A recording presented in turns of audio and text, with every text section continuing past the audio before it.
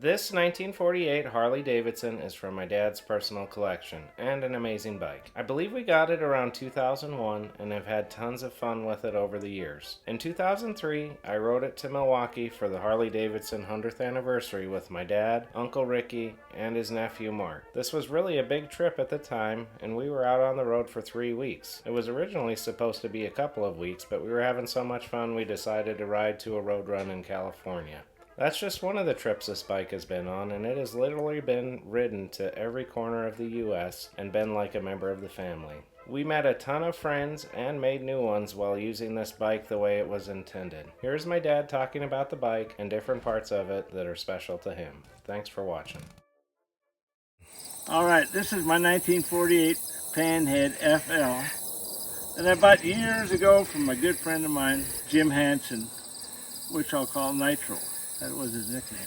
I bought this from him right after he got divorced, and it was all in pieces. Matt and I built it up, and then we got all these accessories, and I think it's got just about every piece of garbage you could imagine on it, and they're all real stuff. And I've had it very many years, probably at least 20 years. I think about 25 or 6 right now. And it's been a real good bike. This is the third time I did the engine. I did it the first time, and it was okay. And then I wanted more power, so I put a hot rod cam and poured and polished heads on it, and it would do wheel stems. But then it started tearing up everything else. And as I got older, I wanted it to be easier to kickstart, so I put 61-inch wheels in it and a 61 cam, and put the standard heads back on it. So it kicks over real easy now, and it'll still run all day, 65, 70 mile an hour, like we all like them. And it's got a belt drive and a good clutch and stuff. And I put some modern tires on it. The tires were wore out. I got 22,000 miles on it. But This is a second Speedo. We had a Peter Hines one at first, and oh yeah, that lasted about 10. it's got some use on it, but it's all 48. It's a fantastic bike. It runs and rides real good. I really enjoy it. And tomorrow is Nitro's funeral, celebration of life. He passed away the other day. So I figured it would be fitting for me to ride his old bike up to his funeral and pay my last respects. So that's where I'm going, to the wonderful land of North Dakota today. The devil used to be on the hood ornament or on the radiator cap of my Model T Ford, 1917 Model T Ford Roadster that me and my dad fixed up when I was in high school. Probably a freshman in high school. So that would have been in the late 60s. Yeah. Wow. Late 60s. So anyway, it survived, and my dad is riding with me from now on with this. We got some tail gunner lights, front and rear, and this real cool front bumper, and a little light on the top of my fender light. I think we got that fender light with a bike project that we bought, and it had the hole in it, and we weren't sure what it was for. It wasn't a sidecar one, and then that light fit perfect on it. Got an ultra rare original front hubcap. What are the cruiser emblems off of, do you know? The cruiser emblems, I was working in a bike shop one time, and these guys next door were prepping a car for a demolition derby. It was an old Buick station wagon or Oldsmobile, I think Oldsmobile, out of the 60s, and it had Vista Cruiser. Okay. Because it had a little upward roof, little plexiglass things, and that was a special order option. And I said, hey, I want those cruiser emblems. So we took the torch out and just cut them right out of the side of the car. Cool. And I put them on, and they've been on here ever since. We got the mud flap with all the bells and whistles. What about the footboards? The footboards, I don't even know where we got them. I know we had 3 of them forever, and I've seen them on a few other bikes, but I don't know who made them. They're aluminum, and we had to drill and tap them and put the brackets on. One of our Carl Cycle Supply sight gauges down here. Yep. Well, I think sight gauges. My Uncle Ricky told us to make those, and I thought we'd sell enough of them to buy a small island somewhere, but nobody wants to get one. unless they got holes in their oil tank. Yeah, exactly. You got to be committed. These saddlebags I got from a good friend of mine in Milwaukee. He bought them for his 49 panhead. We just did a 36 for him, and that was one of our most recent videos.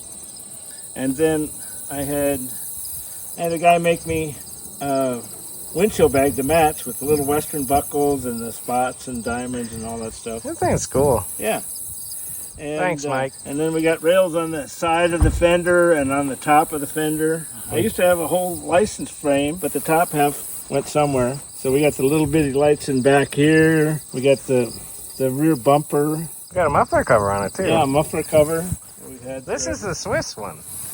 Is that the Swiss one? It is. And the way you can tell is it's nicer than the originals. Look at how nice that front part is. That's cool. Yep. And of course it has one of our mufflers. Absolutely. I can't. That's the first 48, 49 frame I've seen with the toolbox mount broken like that. Well, usually the whole strap breaks. What happened was my buddy Ricky had a road run.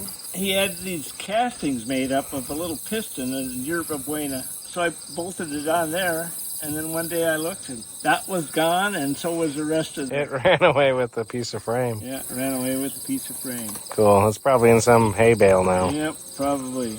The spotlight bar is ultra rare, U-shaped, so you don't have to have clamps or anything. Adjustable spotlights, last year of them. Yeah. For 49 or 48. The mirror mounts we made. This was the first set I ever made. Yeah. They're really cool. They're made out of aluminum, and we texturized them to make them look like a casting, and they just bolt right on the uprights for the windshield. So they're nice and clean. Oh, it's got a fork brace on it, and then a St. Columbus or St. Christopher thing. What is it? St. Christopher. Is that a real one, or is that from Michael That's Breeding? a real one. Cool. And I got that, I don't know where I got it, but I've had it on there forever. And it's St. Christopher, Be My Guide. We're not really Catholic, but it's working, so. Yeah.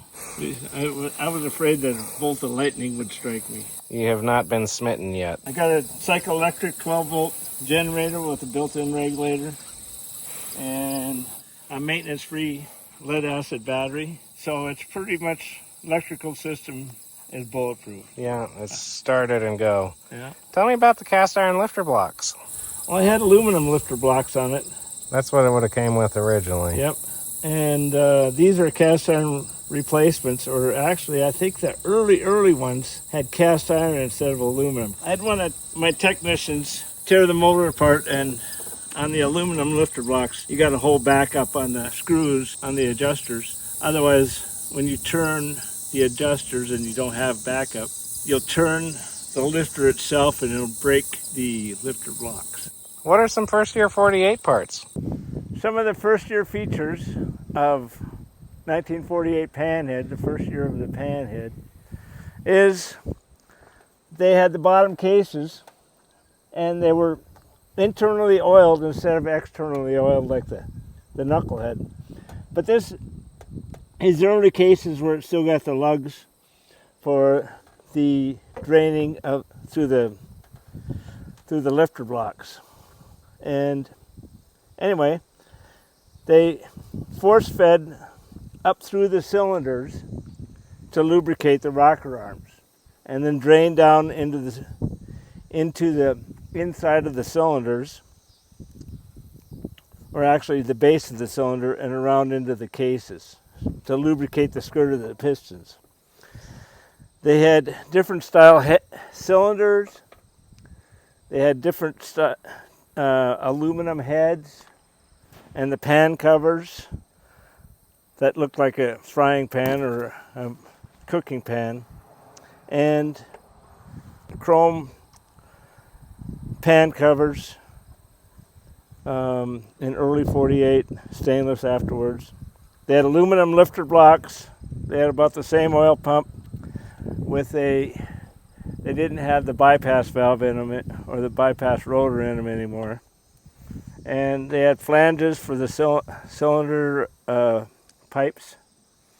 And it was just a lot easier to manufacture and a lot more efficient. As my son says, it was the first disposable motor that Harley made.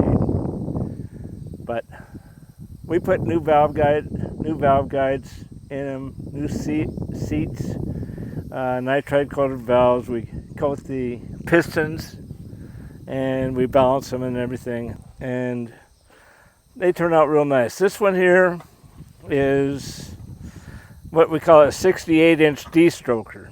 It's got 74 cylinders with 10-to-1 piston and a shorter stroke with the 61 flywheels, and that makes, but so the piston doesn't come up as far. That's why we have 10-to-1 piston, so we have some more compression, and it makes for an almost square motor, real nice and easy kick over.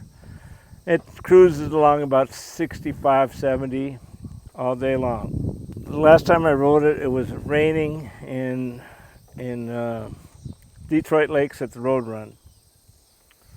And some of the other first year features, they had a cradle leg frame for and a little more clearance for taller motor, and the seat post was kicked back just a little bit because the head was bigger too.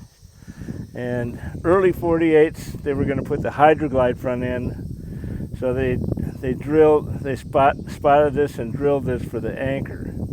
But then they weren't quite ready for the Hydroglide yet, so they went for another year of the Springers. The Springers, the way you tell the difference between a late knucklehead offset and a 48 offset front fork is they had a neck lock in here, and the stem was drilled for the pin.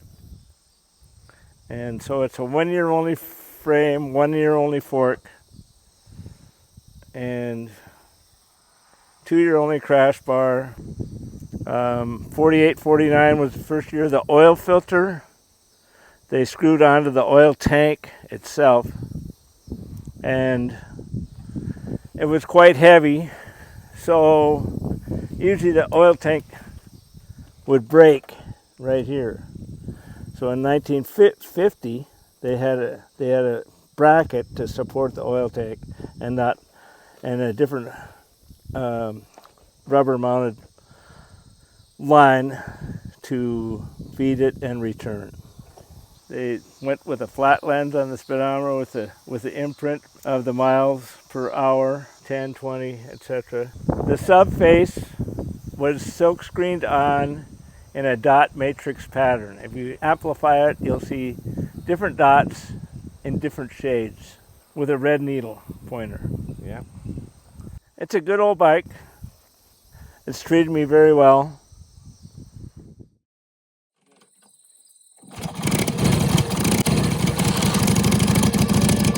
Thanks for watching. Be sure to tune in to the next episode where we'll be going over beautiful restorations and motorcycling adventures here at Carl's Cycle Supply.